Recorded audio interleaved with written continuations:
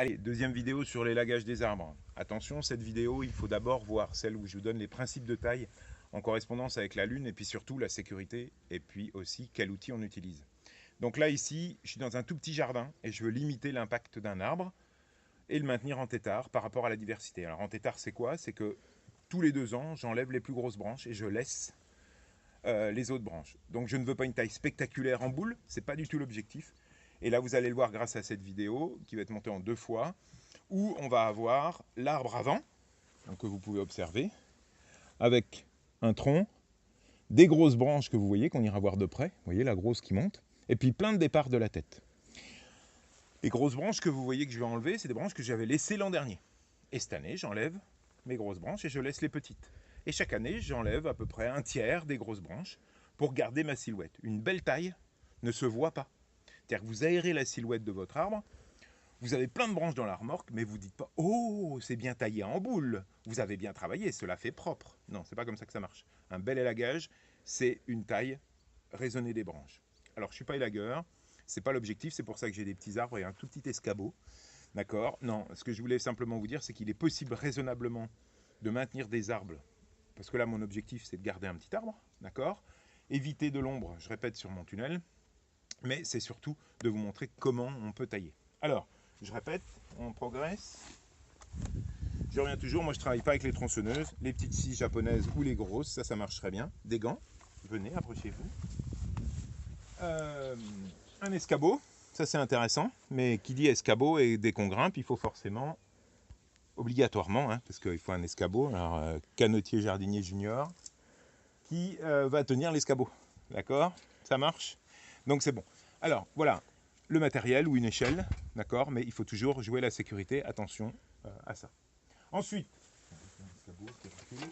vous observez ici une forêt de jeunes pousses, d'accord, qui sont apparues depuis ce printemps, et puis des branches un petit peu plus grosses que vous voyez, comme un peu plus de mon poignet, qui datent que j'ai laissé l'année dernière, donc il y a 2 ans, 2 ou 3 ans. Alors là ici, c'est un saule, une pousse très vite, très rapide, avec des départs assez gros. Donc on observe aussi, on le voit bien, les coupes qui ont été faites l'an dernier. Ici et là. D'accord? Donc vraiment, travailler petit à petit. Ensuite, donc je vais enlever les plus grosses. Donc on va faire une pause et puis on se retrouvera après. Ce que je veux simplement vous montrer aussi, c'est que sur cette branche-là, par exemple, au lieu de la couper en une fois, on va la couper en 2 fois. Pourquoi? Parce que ça va être lourd, il y a un peu de vent. Donc vous allez faire une petite pause, d'accord? Et puis on va vous montrer juste une petite pause, on est d'accord? Et on va vous montrer comment on fait. Donc la dernière coupe sera ici, ok? Mais pour l'instant, je vais essayer de la couper là pour pouvoir la démonter en 2 fois. D'accord? Juste une pause. Allez, canotier jardinier, un petit peu de pellicule. Non mais ça peut dire qu'il bosse quand même. Donc j'en ai enlevé une partie, donc là ma coupe, même si c'est un peu églandé, je m'en fiche, puisque j'ai ce qu'on appelle démonté. Ça veut dire que j'ai enlevé une première partie, ok, pour pouvoir après couper proprement la deuxième. D'accord? Donc, on va évacuer, vous faites une petite pause et on enlève le petit bout. A tout de suite. Donc là, bien sûr, on a travaillé, ça se voit. Et là, regardez aux magies, hop. Et ça, vous avez une coupe donc pas le long du tronc de l'arbre. On peut laisser un petit chicot, il n'y a pas de souci. Il va redémarrer. Alors j'étais obligé de couper 2 petites parce qu'elles étaient un peu trop près. Ce que je veux simplement vous montrer, c'est que avec ces scies-là, on a bien sûr une super coupe, bien droite, comme même avec un couteau. Et ça c'est l'idéal parce que là je répète, allez voir ma vidéo à quelle époque on le fait. On ne taille pas en hiver. On est fin juin, mi-juillet, où l'arbre est en pleine activité et il va pouvoir, alors là la coupe est oui un peu grosse, mais il va pouvoir quand même cicatriser un maximum et essayer de faire ses bourrelets petit à petit pour pouvoir fermer sa plaie. Voilà, donc là on va faire une pause un petit peu plus longue, on va l'élaguer complètement, ce petit étard qui est en formation, et vous voyez que j'ai mes petites mésanges qui ont fini de nicher, donc j'attendais un petit peu ça aussi pour tailler. Et donc on se retrouve après quand le chantier sera fini. A tout de suite. Donc voilà, le chantier est terminé. On voit la silhouette. Alors oui, il a été bien déplumé, ça c'est clair, mais l'objectif était vraiment d'éclaircir. Et les jeunes rejets vont permettre de refaire des grosses charpentières comme celles que j'ai enlevées. Donc comprenez bien le système. L'objectif, c'est de garder une silhouette. Moi je ne fais pas des tailles en boule, vous ne taillez pas les extrémités, vous venez tailler à l'intérieur. Même si là il a été un petit peu taillé sévèrement, mais j'en ai besoin par rapport à l'ombre qui était sur mon tunnel.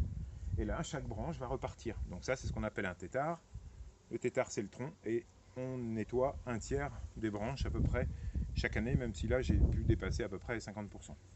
Donc voilà le résultat. Retenez bien les grands principes, hein. On est bien d'accord. Des bons outils qui coupent, des coupes nettes et franches. Essayez plutôt à l'une descendante, d'accord. Et puis, ne pas oublier aussi, et ça c'est important, de tailler surtout sur juin, juillet, au moment où l'arbre a son énergie dans les branches que j'évacue, comme ça va éviter les départs. On va faire une petite pause, puis je vais vous montrer la taille.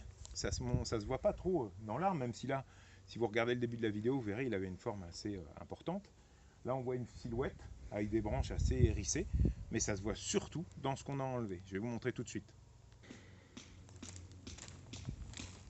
Donc vous voyez l'importance de ce gros volume de branches qui a été enlevé d'un tout petit arbre. Et ce n'est pas des extrémités que j'ai coupées, c'est des branches charpentières, mais à leur essence. Donc j'insiste, hein, une belle taille, ça se voit dans la remorque, ça ne se voit pas sur l'arbre. On ne fait pas des tailles propres au carré comme une haie. D'accord?